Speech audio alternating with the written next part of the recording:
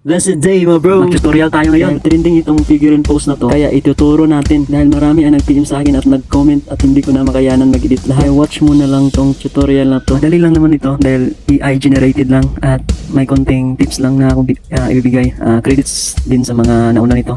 Alam ko marami ding marunong na mag-edit ng apps or website na to. Sa hindi pa alam, so mas mabuti panoorin nyo to.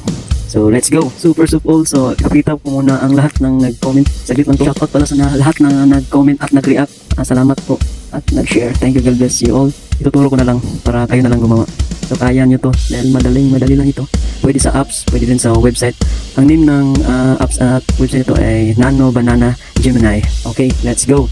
Punta ka lang sa Chrome at search mo Nano Banana Gemini. Gemini ba yan or Gemini? Correct me if I'm wrong.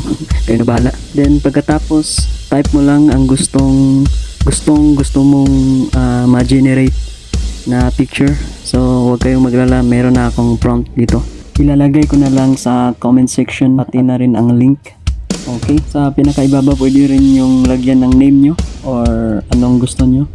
Pwede rin wala. Pwede rin yung ibahin ang prompt na binigay ko. So kayo na bahala.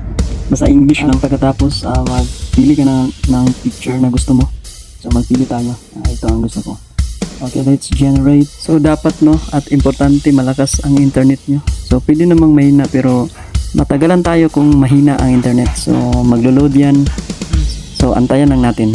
Andali lang naman kapag lalo na malakas ang internet nyo. So noticeable yan kasi may makikita kang sure, here is the image. So okay na. So yun, boom.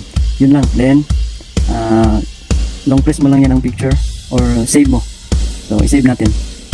So kung dito mo siya i-open, parang blur, pero pag i-open mo siya sa file manager, naka HD yan. Antayin natin. Ayan. At tips ko lang kung gusto mong ipasa or i-send sa kapwa mo, mas maganda kung sa Gmail or sa Drive, no? Sa Google Drive, kasi kung sa FB or sa Messenger, mababawasan ang quality. Yun lang. So sana nakatulong sa inyo at pasensya na sa lahat na hindi ko na edit, pero kung mag-PM kayo at may time ako, edit pa rin natin, no? At sana nga nakatulong sa inyo. So yun lang. God bless everyone.